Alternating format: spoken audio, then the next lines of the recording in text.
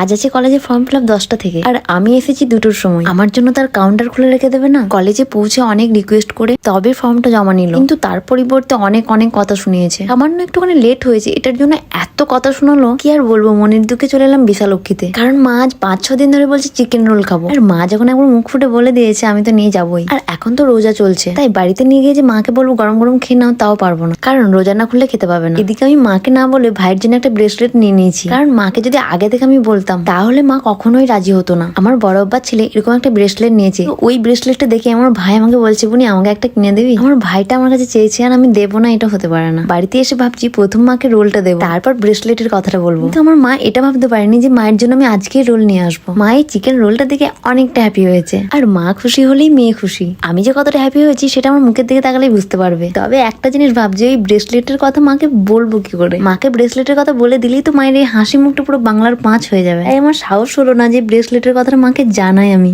মাকে এখনো ভাইয়ের ব্রেসলেটটার জন্য বলেইনি, ভয় লাগছে বলতে, যে ধরো অনেকগুলো টাকা লেগেছে তো ভয় লাগছে, যে ওই জন্য মাকে আগে দেখাই যে ভাইয়ের জন্য এনেছি। মায়ের রিয়াকশনটা কেমন থাকবে জানি, গাল প্রচুর মার খেতে হবে মনে হচ্ছে। তারপর ভাইকে দেখাবো, ভাইকে দেবো। যাই হোক, এখন ব্লগটা এখানে শেষ করছি।